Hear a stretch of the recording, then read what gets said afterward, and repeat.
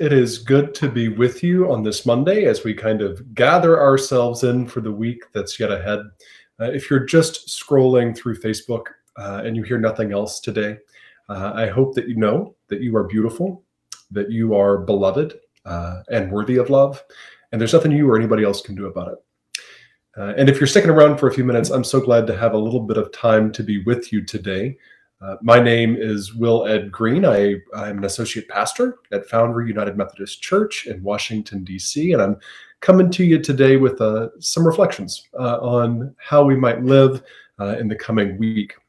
Would love to know where you're watching in. I see we've got some folks who've joined us, and so if you want to sound off in the comments, would love to welcome you that way and know where you're coming in from so that we have a sense of the community that we're building together and just how big and wide it really is. So it's a holiday week, right? And I don't know about you, but these weeks are always crazy, not just because of work, but because of all the dynamics, the history, the stuff that comes along with getting ready for the holidays in my own life. And so I've been thinking a lot about this phrase that we've used an awful lot during the pandemic. I often say, remember to be gentle with yourself. And that's a nice phrase, I suppose. It sounds good. It sounds like something we should be doing, right? But what does it actually look like? What do we mean when we say, be gentle with yourself? And what does it look like to actually do that? Well, I've been doing some thinking about this too, in part because that's not always something I'm very good at. And so I wanted to share with you some of my thoughts and maybe see what you were thinking being gentle with yourself looked like. But here's kind of what I've been thinking. You know, when we think about being gentle with ourselves, the foundation of that work, the foundation of that orientation is really learning to trust that we're enough. And when I say that we're enough, what I mean is that who we are, as we are, where we are, when we're there, is worthy of love, is worthy of rest, is worthy of joy and wonder.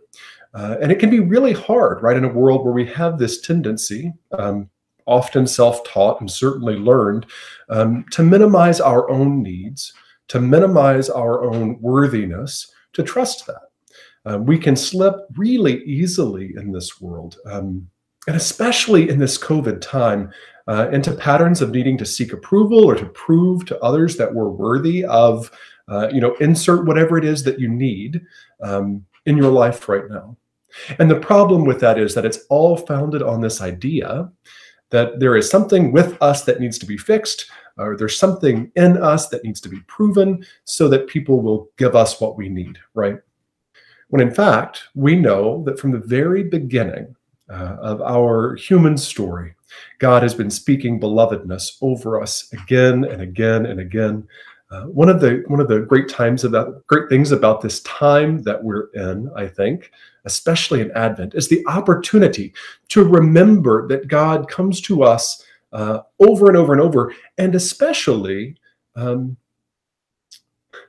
adopts life like us, comes to us as one of us, to show us that in our human experience, in our embodied experience, we are enough. There's some powerful hope in that. Which leads me to kind of my next thought as we think about embodiment and what it means to be gentle with ourselves. You know, being gentle with ourselves means learning to love and listen to our bodies. I'm especially mindful that during COVID, how much we've come to fear our bodies, right? Every time we get a sniffle or a cough or a sneeze, I don't know about you, my first thought is, oh my God, I've got COVID. We kind of get hyper aware of our bodies in this season of pandemic in a way that can be alienating, right? Or fear-inducing or anxiety-producing.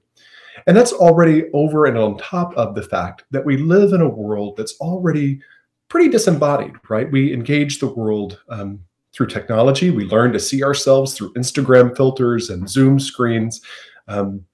We learn to kind of, to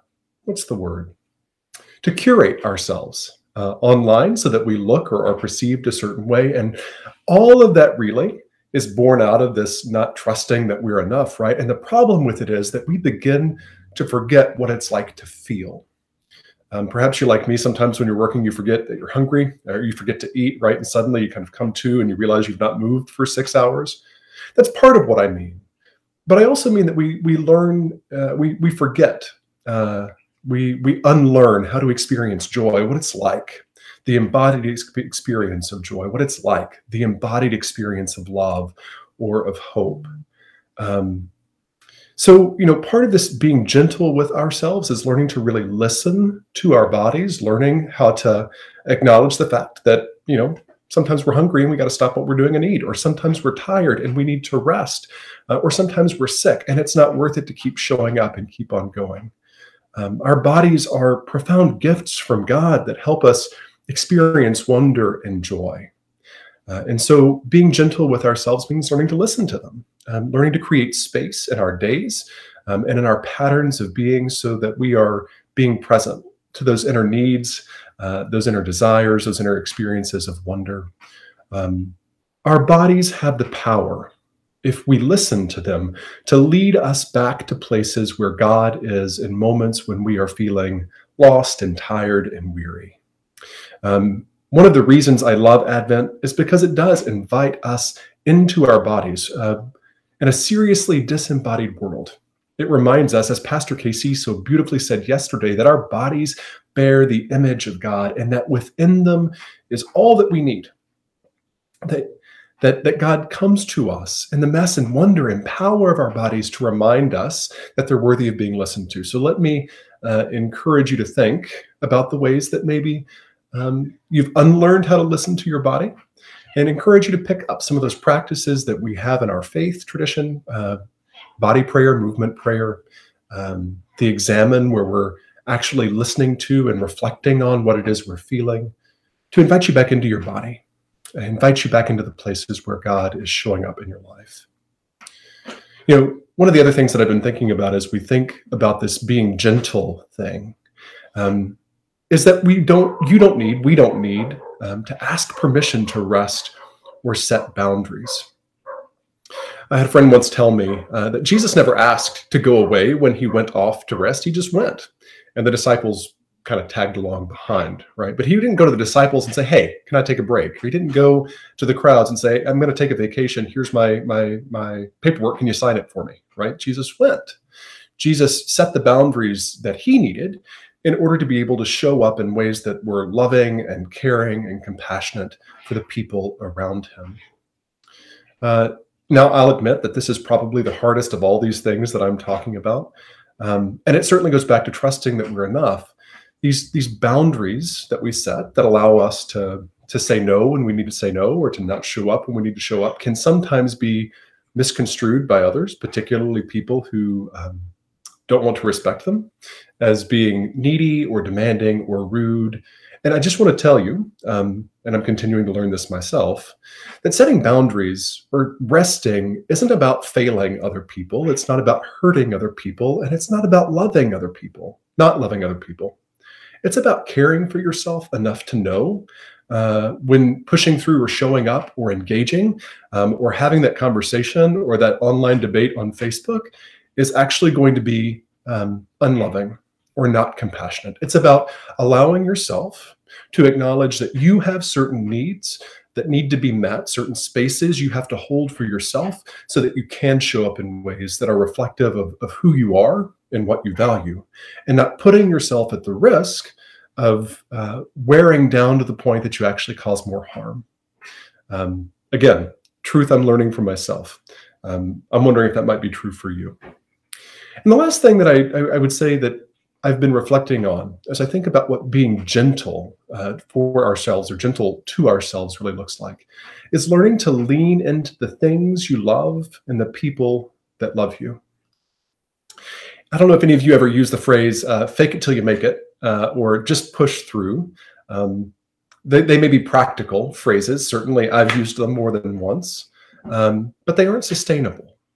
And while we all have seasons where we just have to do what we have to do, the reality is that gets exhausting, and it will wear us down. It will burn us out. And so even in the seasons where we just have to do the darn thing, even in these holiday moments where we have to show up, even in these times when we've got to face the uncomfortable dynamics that maybe we have in our world or in our family systems, the one thing we can always do is make sure that we're carving out time to trust and to know that we are worthy of love, we are worthy of expressing love, and make sure that we're investing in the people, in the relationships, in the communities that help us remember that truth over and over again.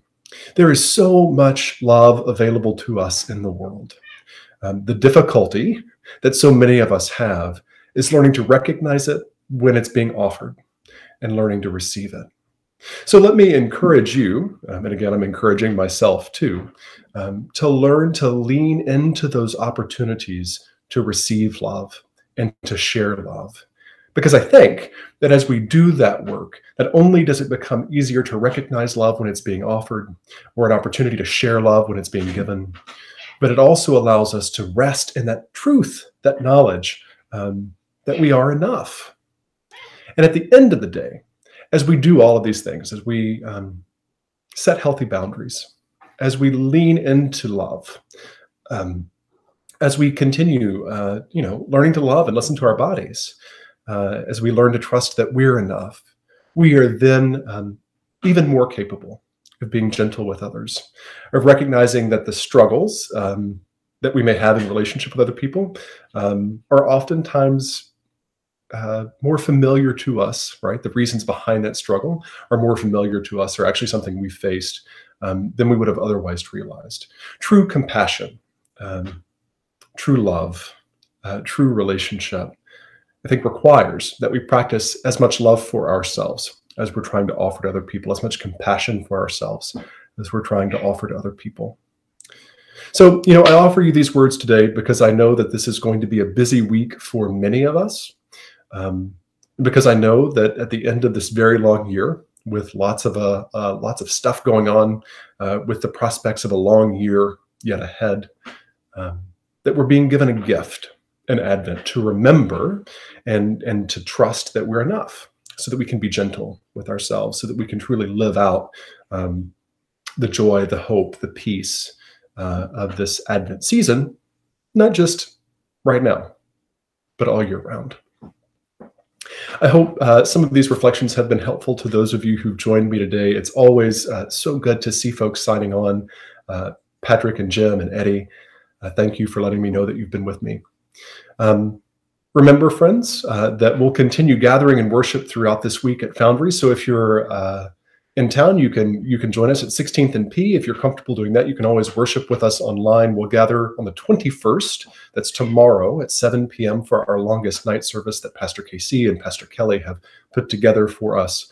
It'll be a great opportunity to receive communion and the promise of God's abiding presence, even in moments when maybe we're not feeling it. And then we'll gather, of course, on Christmas Eve at 8 p.m. for carols and candlelight to receive again the story of Christmas, and to prepare our hearts for the year ahead in the truth that God is with us.